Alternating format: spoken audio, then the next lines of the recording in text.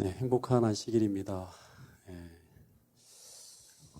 이번 주부터 이제 그 합회 또 연합회 권고사항은 정상 예배를 회복하라고 이야기를 하고 있습니다.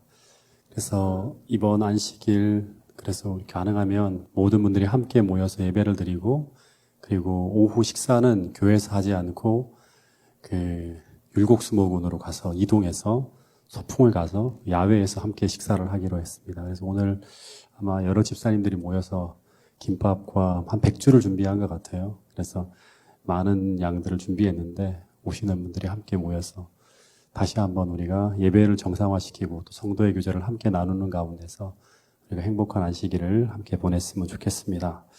오늘 저녁에 우리 안주현 집사님 가족 또 우리 김효숙 집사님 저녁에 새롭게 함께 나와서 또 예배하는 모습을 보니까 무척 반갑습니다.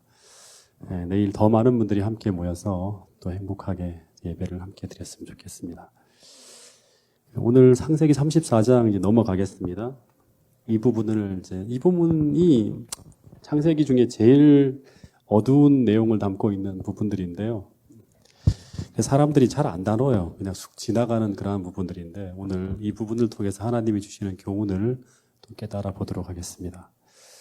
그 야곱이 브니엘에서 하나님으로부터 이스라엘이라는 이름을 얻습니다. 그래서 거기서 이제 브니엘에서 어디로 가죠? 처음에는 하나님을 만난 곳이죠. 하나님의 얼굴을 봤다. 그런 다음에 이제 숫곳으로 갔다가 그다음에 어디로 가는가 하면 이제 세겜이라고 하는 동네로 갑니다. 예.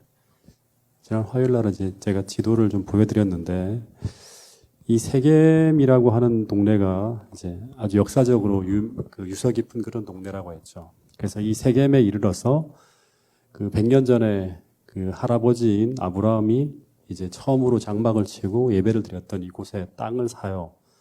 땅을 사서 거기서 제단을 쌓고 난 다음에 그곳의 이름을 엘엘로 이스라엘이라고 불렀습니다.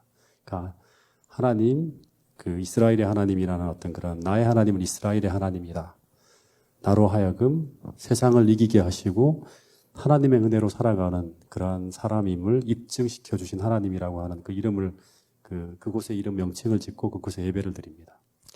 그래서 이 야곱이 그곳에서 아주 편안하게 번영하면서 살아가는 도중에 정확하게 말하면 한 10년 정도 이곳에 살아요. 살 때 어떤 일이 벌어지는가 하면 아주 비극적인 일이 벌어집니다. 그 내용을 한번 읽어보겠습니다. 34장 1절부터 4절까지의 내용입니다. 시작. 레아가 야곱에게 낳은 딸 디나가 그 땅의 딸들을 보러 나갔더니 히위 족속 중 하몰의 아들 그 땅의 추장 세겜이 그를 보고 끌어들여 강간하여 욕되게 하고 그 마음이 깊이 야곱의 딸 디나에게 연연하며 그 소녀를 사랑하여 그의 마음을 말로 위로하고 그의 아버지 하몰에게 청하여 이르되 이 소녀를 내 아내로 얻게 하여 주소서 하였더라. 예. 이 디나는 누구의 딸이죠? 레아의 딸이죠. 그죠? 예. 이 디나라는 이름이 이제 나오는데 그 레아의 딸이에요. 여섯 번째 아들이 태어나고 난 다음에 이제 출생한 그 딸이죠. 그죠? 근데 이제 이 나이 차이를 이렇게 비교해 보면 이 디나하고 거의 비슷한 때 태어난 사람이 누군가 하면 아들이 누군가 하면 요셉이에요. 예. 그 나이가 둘이 비슷해요. 예. 근데 이제 당시에는 아직 딸들이 더 태어나지 않았기 때문에 외동딸인데 이 디나가 이 세겜에 머물 때 나이가 대략 이제 얼마 정도 되는가 하면 15세에서 뭐 16세로 보기도 하고 어떤 데는 17세까지 보기도 해요. 나이를. 예, 디나의 나이를. 그러니까 한 15, 16, 17. 그러니까 한 고등학생쯤 되는 그런 나이로 볼 수 있어요. 하란을 떠날 때는 한 5세에서 6세 정도 됐을 거라고 합니다. 그래서 이때 야곱이 가나안에 정착한 지 한 10년 정도 지났을 것으로 보기 때문에 한 15, 16, 17세 정도 됐을 거라고 합니다. 근데 이렇게 추론하는 이유가 뭔가 하면 이 디나와 거의 비슷한 나이인 요셉이 형제들에 의해서 노예로 팔릴 때의 나이가 17세였기 때문에요. 예. 그래서 비슷한 나이로 추정하는, 비슷한 시기에 벌어진 일이기 때문에. 근데 본문에 보면 이 디나가 혼자 그 땅의 딸들을 보러 밖에 나갔는데 하는 얘기가 나와요. 그러니까 창세기 34장의 이 끔찍한 사건의 시작은 디나가 혼자예요. 그 땅의 딸들을 보러 보기 위해서 어디로 나갔다? 혼자 집을 나갔다는 거예요. 여기서 이제 불행이 시작되는 거예요. 예. 그 진영 밖으로, 야곱의 진영을 떠나 밖으로 나간 거예요. 어떤 주석을 보면 이 디나의 외출은 가나안 친구들과의 일상적인 교제를 위함이었거나 또는 그 마을의 특별한 잔치, 그러니까 축제가 벌어지는 거예요. 그걸 즐기기 위함이었다고 이렇게 적어 놓기도 했습니다. 근데 여기서 사용된 이 디나가 그 땅의 딸들을 보러 나갔다고 하는 이 단어들을 이제 학자들이 쭉 분석을 해보면 이 디나의 친근한 방문을 암시하며 이것은 디나가 세겜의 친구들과 친근하게 어울리는 습관이 있었음을 보여주는 그런 단어들이라고 합니다. 그러니까 오랫동안 이게 친근하게 이 애들하고 교제를 하고 있는 거예요. 이 디나가. 그 부조화 선지자를 보면 이런 주석을 뒷받침하는 이런 기록이 있습니다. 이 같은 무서운 결과의 발단은 이방인과 교제하기 위해 그 땅 여자를 보러 나갔던 야곱의 딸들의 행동이었다. 하나님을 경외하지 않는 자들 가운데서 쾌락을 추구하고자 하는 자는 자기 자신을 사단의 지경에 두고 있으며 유혹을 불러들이게 된다라고 기록하고 있습니다. 재림교회 성경 주석을 보면 이제 비슷한 내용들을 주석하고 있는데 세상 사람들과 목적 없이 빈둥거리며 친하게 지내는 일은 언제나 위험하다. 디나는 주변의 백성들의 생활 방식과 풍습에 대해 호기심을 갖고 알고 싶어 하였다. 이것 때문에 그녀는 꺼리낌 없이 그들과 사귀었고 그녀의 수욕으로 끝을 맺었다.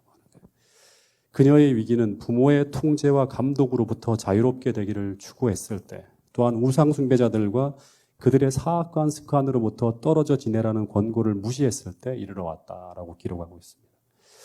여러분, 이 가나안이라는 세상은요 정말 위험한 동네였어요. 이 동네는.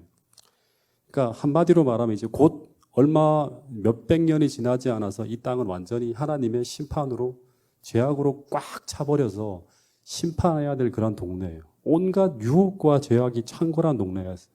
근데 디나는 이것을 대수롭지 않게 생각했어요. 그 부모가 계속 경고했겠죠. 절대 그렇게 행동하면 안 된다. 너 정말 조심해야 된다. 이 곳을 절대 밖으로 혼자 나가면 안 된다. 몇 번 아마 타이르고 끌어들이고 했을 거예요. 예. 근데 이 야곱의 경고와 훈계를 계속 무시하면서 이 부모의 통제를 벗어나서 홀로 나가는 거예요. 부모님한테 얘기하면 어떻게 됩니까? 붙잡으니까 혼자 가나안의 여자들과 어울리고 싶어서 그 집을 떠나서 그 위험하고 죄악적인 그 지방의 이방 축제에 참여하여 놀고 있는 거예요. 이게 무슨 일이 벌어질지도 모르고 그냥 거기 축제에 가게 참여하는. 그 축제는요 거의 관능적인 그런 축제예요. 술과 이런 막 모든 주연들이 막 베풀어지면서. 예. 나중에 이제 우리가 출애굽기를 보게 되면 시딤이라고 하는 동네에서 이방인 축제에 이제 이스라엘 백성들이 어울려 들어갔다가 다 성적으로 타락하죠, 전부 다. 결국에는 이스라엘의 큰 어떤 그런 저주가 임하게 되는 이 이야기도 다 그런 축제와 같이 연관되어지는 걸 볼 수 있습니다. 그래서 어쨌든 이런 엄청난 위험과 유혹을 불러일으킬 일을 이 디나가 이제 스스로 하고 있는 거예요. 여러분, 과거에 보면 이제 아브라함이나 이삭이 그 지역을 이렇게 어떤 지역에 들어갈 때 자신의 아내들에게 뭐라고 하는가 하면 내가 당신의 남편이라고 말하지 말라 그래요. 그러면서 오빠라고 부르라고 했던 것도 그 이유가 뭔가 하면 당시의 가나안 지역 사람들이 얼마나 성적으로 문란하게 살아가고 있는지를 보여주는 하나의 대목이에요. 예. 그래서 결혼한 여성에 대해서도 이런 엄청난 일을 저지를 수 있었기 때문에 그곳에서 부모의 통제 없이 혹은 어떤 사람들의 보호 없이 홀로 다니는 여인은 누구든지 겁탈의 대상이 될 수 있는 그런 위험한 동네가 가나안이라고 하는 동네예요. 그래서 이런 당시에 가나안 사람들의 도덕성을 생각하면 이 세겜이라고 하는 이 남자의 이런 음란한 행동은 드물게 벌어지는 행동이 아니라 어디서든지 쉽게 벌어지는 그러한 행동이라고 하는 거예요. 예. 그래서 디나는 항상 아버지와 어머니 그리고 가신들의 보호 아래서 항상 어디에 머물러야 돼요? 진영 내에 안전히 머물러 있어야 돼요. 예. 그리고 특별한 일이 있을 때는 어떻게 나가야 되는가 하면 부모와 함께 혹은 가신들의 보호 속에서 진 밖으로 나가야 됐어요. 아무리 세상이 궁금하고 아무리 죄악 세상에 대한 호기심이 작동해도 이 디나라고 하는 여자애는 부모의 보호를 떠나서 세상으로 나가는 것은 마치 무방비 상태로 악에 노출시키는 것과 똑같은 거예요. 이것은 마치 창세기 3장에 보면 이제 하와가 남편과 항상 남편의 보호함에 있어야 되는데 어떻게 하죠? 하와가 빈둥거리면서 남편을 떠나서 떠돌아다닐 때 그때 사단은 하와라는 먹잇감을 노리고 있었던 거와 똑같은 거예요. 예. 근데 똑같이 이 디나가 부모의 부호의 울타리를 벗어나요. 몇 번은 계속 잡아 넣는데 또 나가는 거예요. 그래서 세상의 친구들과 어울려 나갈 때 이때 사단은 마치 맹수가 먹잇감을 노리듯이 이 디나를 노리고 있었어요. 예. 그리고 이 일로 말미암아 어떻게 만드는가 하면 만약에 이 일이 이렇게 이제 디나가 성폭행을 당하면 오빠들이 어떻게 합니까? 분노하는 감정을 부추기게 돼요. 성화되지 않은. 그래서 어떻게 합니까? 피해 보복을 통해서 이 나라를 완전히 이 하나님의 백성들을 완전히 하나님으로부터 무너뜨리는 계략을 짜고 있는 거예요. 여기에 이제 걸려드는 거예요, 디나가.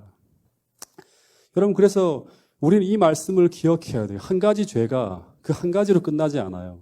그 죄가 연이어서 나타남으로 말미암아 공동체를 완전히 무너뜨릴 수 있어요. 예. 베드로전서 5장 6절에 이런 말씀이 있죠. 이 말씀을 같이 한번 읽어보겠습니다. 베드로전서 5장 8절 같이 한번 펴보겠습니다.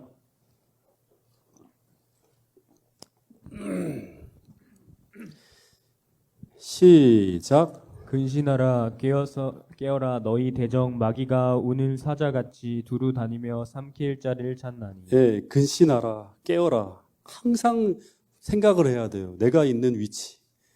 예, 나는 지금 어떻게 행동해야 되는가 이 순간에 항상 근신하고 깨어야 돼요. 왜냐 그러면 우리를 대적하는 마귀가 마치 우는 사자같이 두루 다니면서 삼킬 자를 지금 찾고 있다고 하는 거예요. 다시 말해서 우리는 언제나 항상 이 마지막 시대를 살아갈 때 항상 근신하고 깨어서 언제나 나의 위치가 그리스도 안에 안전하게 머물고 있는지를 살펴야 한다고 하는 것입니다. 또 하나 고린도전서 15장 33절에 보면 나쁜 친구가 선한 도덕을 파괴한다고 하는 그런 말씀이 있어요. 속지 말라. 악한 동무들은 선한 행실을 더럽히나니 깨어 의를 행하고 죄를 짓지 말라. 하나님을 알지 못하는 자가 있기로 내가 너희를 부끄럽게 하기 위하여 말하노라. 이 본문을 보면 악한 동무들은 우리의 선한 행실을 더럽힐 수 있다고 말하고 있습니다.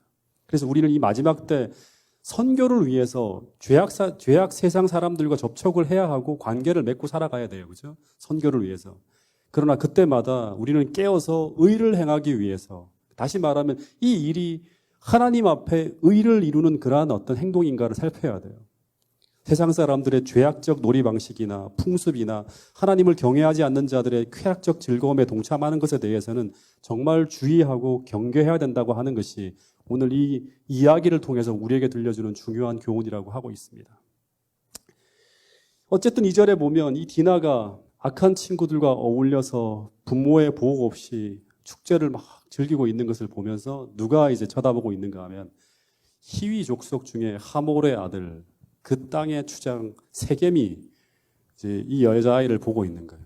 마치 맹수가 먹잇감을 추적하듯이 계속 노리는 거예요. 그러다가 기회가 딱 되었을 때 이 디나를 집으로 끌어들여서 강간하여서 욕되게 하였다고 하는 그런 이야기가 나옵니다.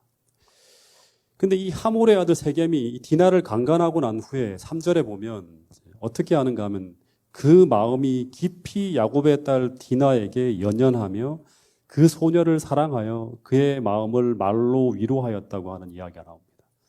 그러니까 이게 무슨 말이에요? 하몰이 생각할 때 이 디나는 그 동네 여자하고는 너무나 다른 거예요.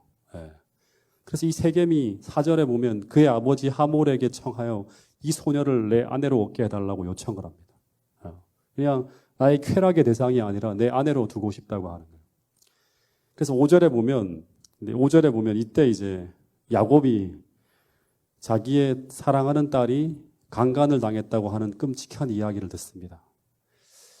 근데 이때 야곱의 반응이 굉장히 중요한데 이 야곱의 반응하고요. 이 야곱의 아들들의 반응이 이제 다르게 나타나요. 그러니까 하나님을 경험한 야곱의 반응과 아직 신앙이 그 속에 생기지 않은 야곱의 아들들의 어떤 반응이 완전히 다르게 나타나는데 야곱은 어떻게 했다고 하는가 하면 5절에 보면 흥분해서 막 난리가 나는 것이 아니라 자기 아들들이 들에서 목축함으로 그들이 돌아오기까지 어떻게 했다? 잠잠했다고 하는 말이에요.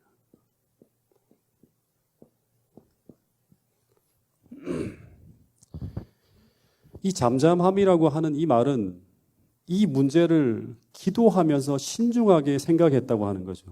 하나님 어떻게 해야 됩니까? 하면서. 기도하면서 아주 신중하게 생각했다고 하는 거예요.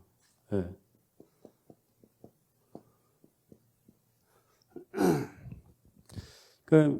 이 이유는 뭔가 하면 이 문제는 자칫 잘못하면 온 가족에게 큰 위험을 초래할 수 있을 만큼 큰 문제로 이제 증폭되어질 수 있어요. 예. 야곱은 지금 이곳의 토박이가 아니라 아직도 아주 규모가 작은 이방인이었어요. 예. 근데 이제 지금 자기가 상대해야 될 이 이제 하몰이라고 하는 어떤 이 족속은 어떤 족속인가 하면 아주 큰 족속에다가 이 지역에 텃세를 부리면서 그 땅을 휘어잡고 있는 존재가 바로 누구인가 하면 이 하몰이라고 하는 사람이에요. 근데 이런 상황에서 이런 사건이 터진 거예요. 근데 자칫 잘못할 경우에 어떤 일이 벌어지는가 하면 지금 이 땅에서 함께 공존하며 살아가는 것이 어려울 수 있는 그러한 상황이 초래할 수 있어요. 지금 이제 하몰이라고 하는 사람이 자기 아들이 디나를 이제 성폭행하고 난 다음에 그런 다음에 이 디나를 자기의 아내로 얻고 싶다고 하는 그런 제안을 이제 했잖아요. 그죠? 아들이, 그죠? 이 이야기가 이제 야곱에게 전달이 됐겠죠. 예. 소문으로 아마 들어갔을 거예요. 며느리로 디나를 얻으려고 하는 그런 이야기가 들었어요. 근데 이때 이거를 선택하는 것도 쉽지 않죠. 하나님께서 계속 강조하는 사항 중에 하나는 뭔가 하면, 이제 이게 지금 재림교회도 굉장히 중요한 부분 중에 하나인데, 이 신앙이 이방 종교하고 섞이는 것에 대해서 하나님은 철저하게 반대하시는 분이에요. 지금 뭐 종교 연합이라 해서 에큐메니칼 운동 막 이런 것들이 벌어지잖아요. 종교 혼합주의가 많이 벌어지는데 재림교회는 철저하게 그것에 대해서 반대하고 있는 입장이거든요. 하나님은 우리 신앙이 이방인들하고 이방 종교 와서 혼합되어짐으로 말미암아 신앙의 순수성을 잃어버리는 것에 대해서 철저하게 경계하라고 합니다. 아브라함이 갈대아 우르라는 고향을 떠나야 했고 그 다음에 이제 그 가족들로부터 분리되어야 되는 이유가 뭔가 하면 신앙의 순수함 때문에 그렇게 이제 하나님께서 명하신 것이거든요. 그리고 이삭이 부인을 얻을 때도 그 근처의 여인이 아니라 어디까지 가는 거예요? 하란까지 가서 리브가를 데려온 것도 전부 다 뭔가 하면 이방 종교하고의 어떤 그런 분리를 하나님께서 원하시기 때문에 그렇게 하신 거예요.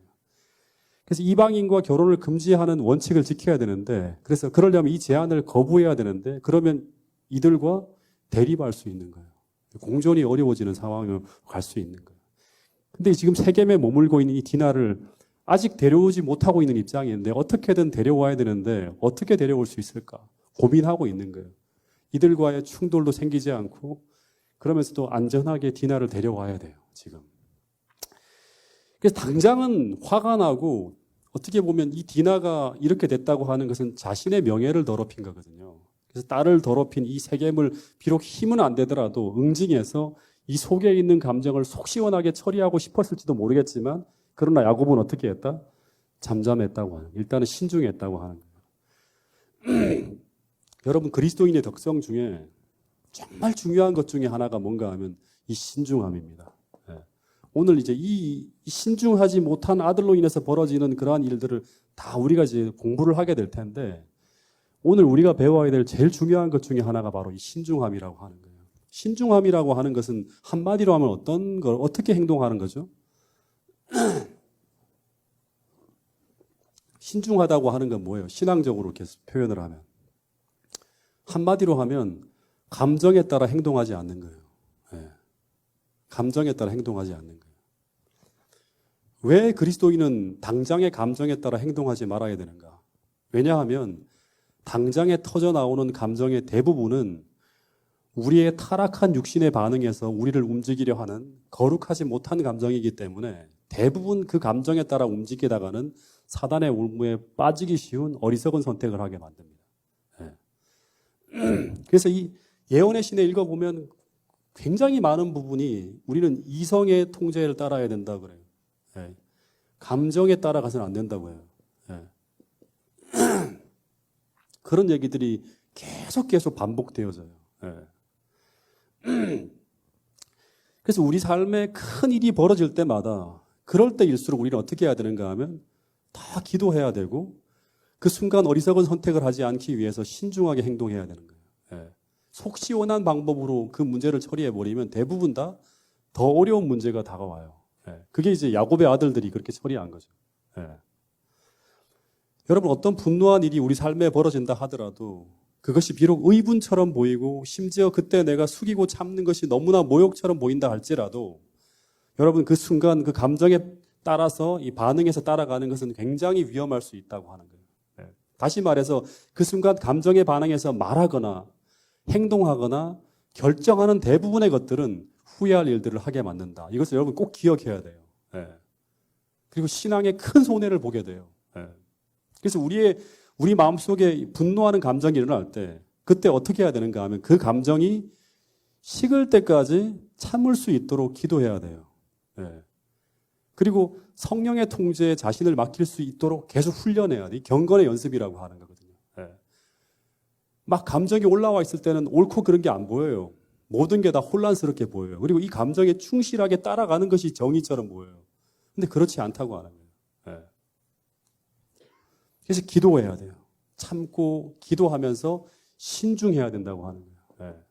그리고 신중하게 기도하면서 우리의 감정이 다 식고 나면 그 다음부터는 무엇이 옳은 것인지 보여요. 그리고 기도하면서 하나님이 성령께서 인도해 주시는 지혜를 따라 행동할 수 있도록 계속 성령께 굴복하며 따라가야 돼요. 그럴 때 이 큰 문제가, 어려운 문제가 사단에게 이용되어지지 않고 하나님의 거룩한 뜻을 이루면서 회복되어지는 경험들을 하게 된다고 하는 것입니다. 여러분, 잠언 12장 16절에 보면 이런 말씀이 있습니다. 미련한 자는 당장 분노를 나타내거니와, 야곱의 두 아들들이 그렇게 해요. 야곱의 아들들이 당장 분노를 나타내거니와 슬기로운 자는 수욕을 참느니라. 이 수욕을 어떻게 한다? 야곱처럼 신중하게 참으면서 하나님의 뜻을 참는 거예요. 예. 어쨌든 야곱이 참고 기다리면서 막 기도하는데 7절에 야곱의 아들들이 돌아옵니다. 근데 이 이야기를 듣고 이 성화되지 못한 이 아이들이 난리가 납니다. 본문에 보면 근심하고 심히 노하였다고 하는데 이 근심하였다고 하는 단어는 문자적으로 이제 직역을 하면 자신들을 경록게 하였다고 하는 거예요. 이 이야기를 듣자마자 경로하는 거예요. 다 죽여버리자. 우리가 힘이 없냐고 하면서 이런 수욕과 모욕을 당하고 참는다는 것은 이건 말도 안 된다. 아버지 그렇게 비겁합니까? 하면서 막 하나님을 믿는 신앙이 이거밖에 안 됩니까? 하면서 막 소리를 지르고 난리가 났겠죠. 그리고 심히 노하였으니라고 하는 단어를 문자적으로 하면 그것이 그들에게 크게 타올랐다고 하는 거예요. 네.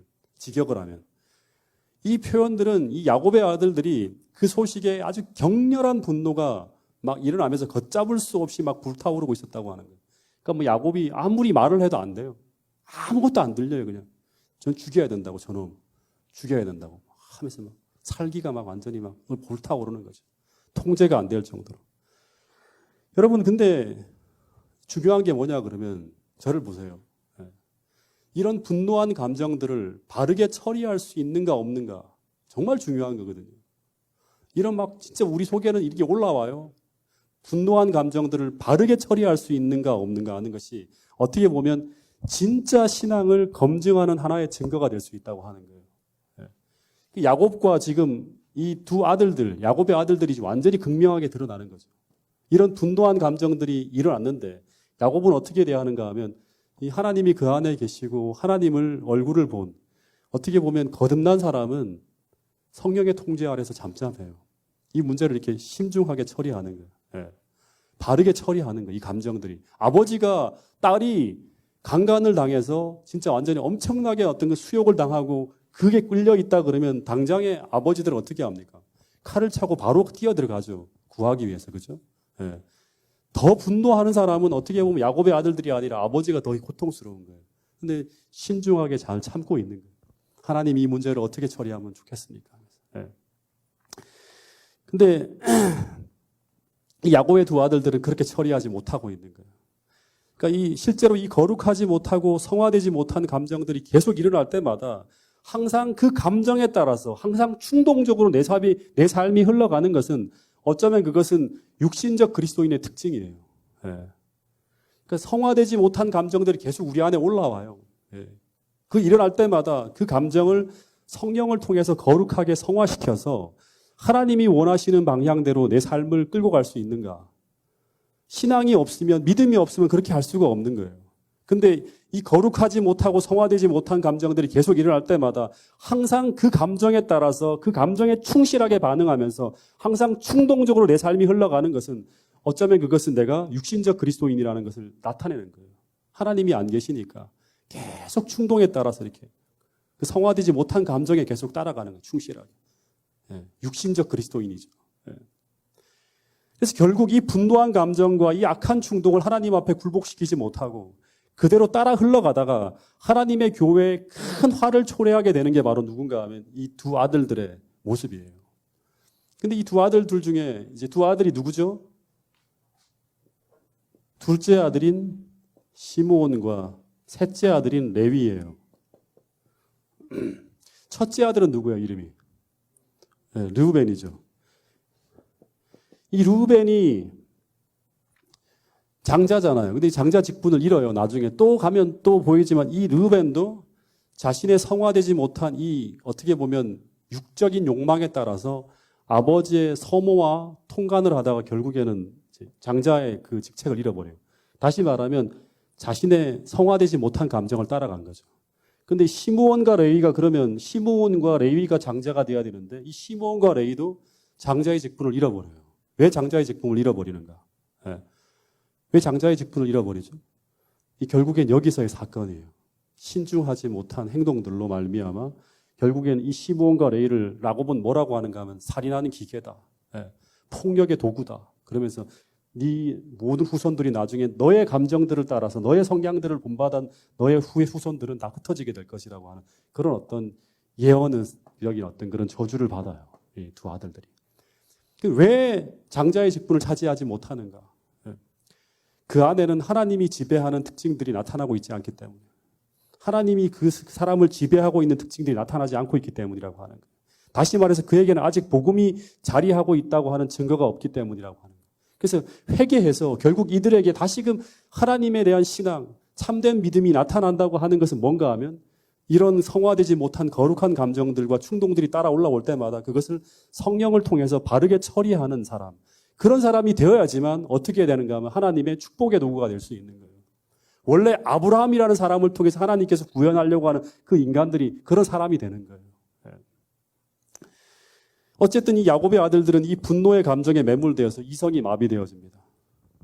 근데 8절에 보면 이 세겜의 아버지인 하몰이 아무것도 모르고 찾아와요. 이 세겜이라고 하는 사람은 뭐만 아는 거예요. 야곱이라고 하는 사람이 참 선해, 착해. 10년 동안 머물러 있었는데 아브라함도 그렇고 100년간 여기 머물러 있는 거예요. 아브라함부터 시작해서 이삭, 야곱까지 가나안 땅에서 그 동네가 넓지 않아요. 소문이 바닥에 났겠죠. 그래서 참 친절한 사람이고 착한 사람인 것 같아. 그러면서 찾아와서 자신의 아들들이 자신의 아들이 딸 디나를 달라고 한다고 하면서 이제 요청을 해요.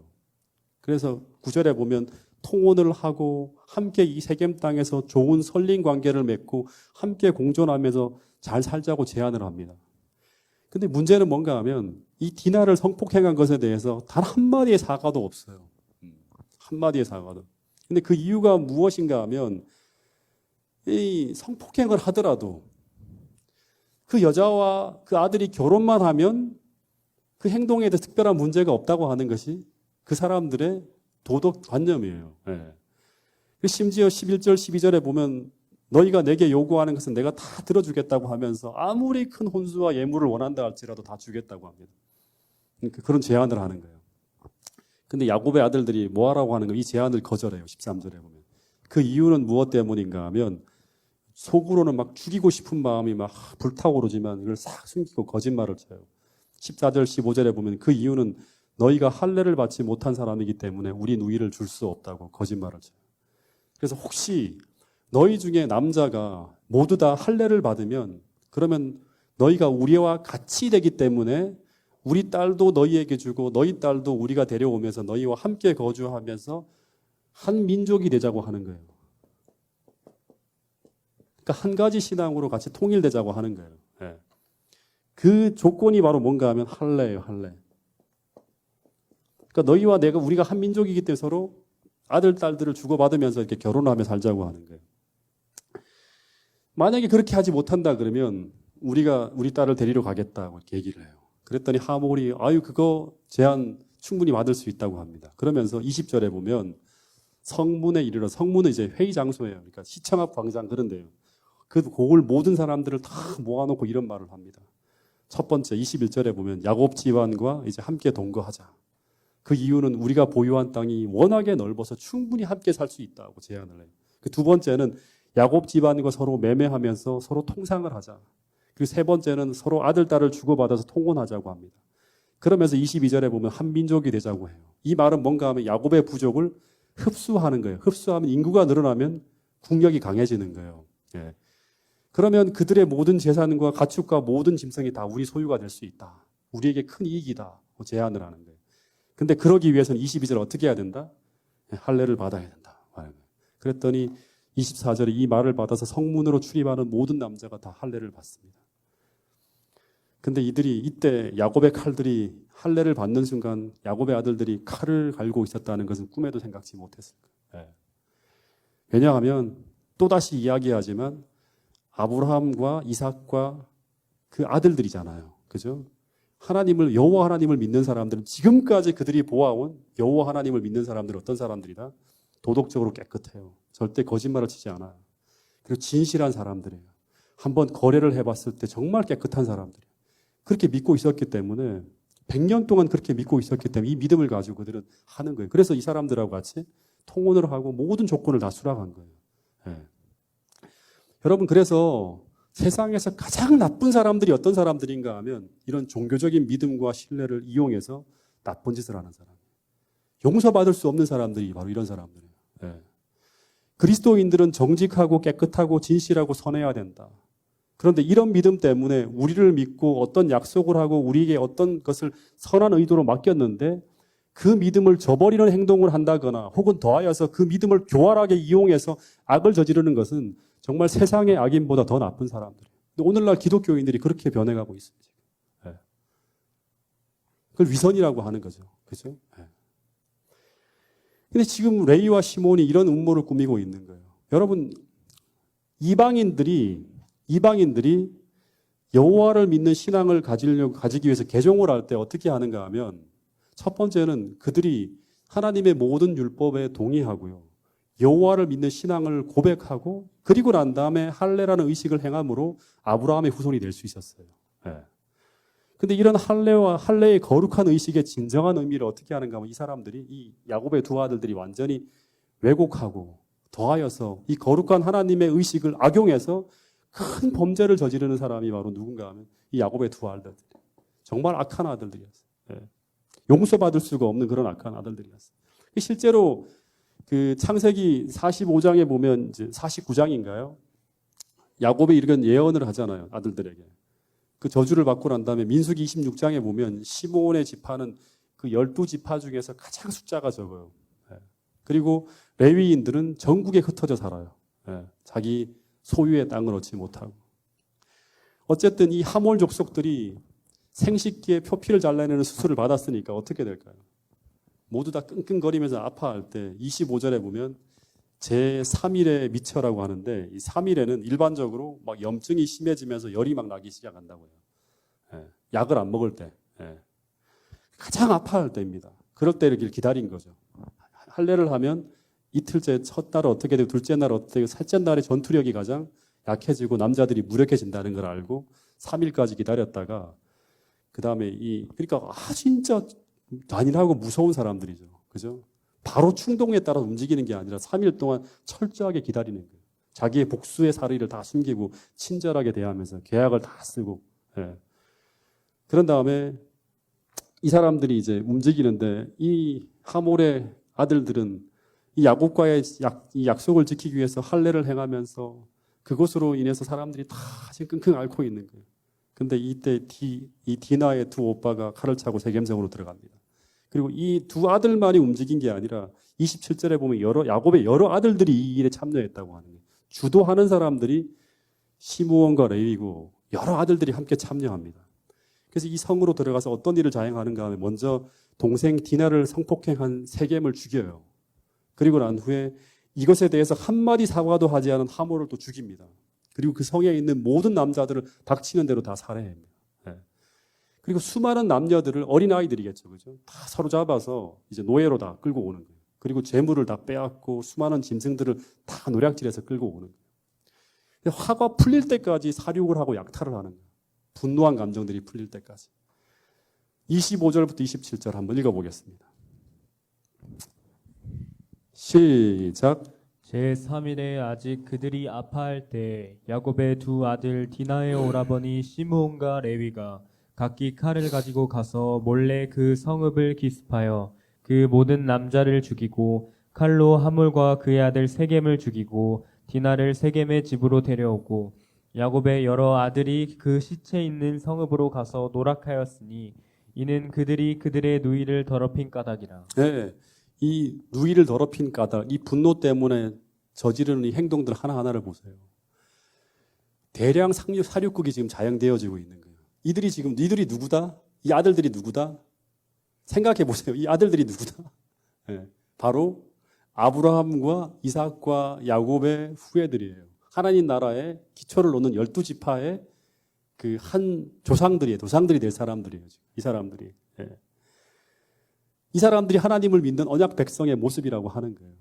이것은 철저하게 하나님이 없는, 다시 말하면 육신대로 살아가는 육신적인 그리스도인의 모습이에요. 하나님의 모습이 어디에도 보이지 않아요. 그렇죠? 예수님의 십자가의 정신이 보입니까? 안 보입니까? 하나도 보이지 않아요. 아브라함과 이삭의 모본으로 보여준 모습이 하나도 나타나지 않고 있어요. 단지 하나, 이들은 아브라함, 이삭과 더불어, 야곱과 더불어서 제사는 함께 참여하고 지내는 거예요. 완전히 하나님을 떠난 자들의 모습이었어요.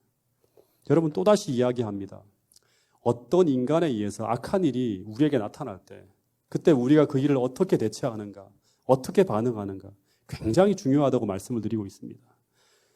우리는 거기서 하나님을 의지해서 그 문제를 해결할 수도 있고, 우리는 반대로 이 시므온과 레위처럼 우리 육신이 끌리는 대로 처리할 수 있어요. 근데 거기서 우리는 우리 안에 계신 그리스도를 드러낼 수도 있고, 반대로 내 육신의 본성을 드러낼 수도 있다고 하는 거예요. 여러분, 그래서 신앙은 여기서 증거가 되는 거예요. 야곱의 환난, 박해, 핍박, 전부 원수를 대하는 모습이에요. 전부 원수를 대하는 모습이죠. 그죠? 핍박이나 박해나 이런 것들을 당할 때, 원수들을 다 대할 때 어떻게 대하는가? 초기 기독교 시대에 보면 수많은 그리스도인들이 원수에 의해서 어떻게 됩니까? 화형을 당하고 짐승의 밥이 되면서도 도리어 교회가 더욱더 성장해 나갔다고 하는 거예요. 그것은 바로 뭔가 하면 이들이 육신대로 처리하지 않고 예수님께서 그들에게 보여주신 대로 신앙대로 그 타락한 본성에서 올라나오는 그 감정들을 다 성화시켜서 예수님의 정신으로 그 모든 것들을 처리하며 나갔던 거예요. 그때마다 사람들은 그 안에 있는 그리스도를 보는 거예요. 신앙이 증거되는 거예요. 증명되어지는 거예요. 그러면서 기독교가 계속 피를 흘리면서 더욱 많은 사람들이 계속 교회 안으로 몰려 들어오는 이런 일이 벌어지는 거예요. 근데 지금 이 야곱의 두 아들들은 전혀 그런 모습이 나타나지 않고 있는 거예요. 그러니까 하나님의 나라가 100년이라는 시간이 흘러갔는데 지금 가장 큰 위기에 봉착해 있는 거예요. 아브라함 때부터 신앙이 계속 계승돼서 그 후손들에게 나타나야 되는데 지금 이 야곱의 두 아들과 그 동참한 아들들로 인해서 완전히 하나님의 모습이 그릇되이 이 세상에 지금 증거되고 있는 거예요. 그래서 작은 사람들이 불의의 기습 공격으로 한 민족을 다 쑥대밭을 만드는 거예요. 뭐 때문에? 자기들에게 행한 악한 일 때문에 정의의 보복을 했다고 하는 거예요. 이때 야곱의 아들들의 나이가 얼마쯤 되는가 하면 이 디나가 한 17세쯤 되니까 한 20대 초반 중반 그쯤 되는 아이들이에요.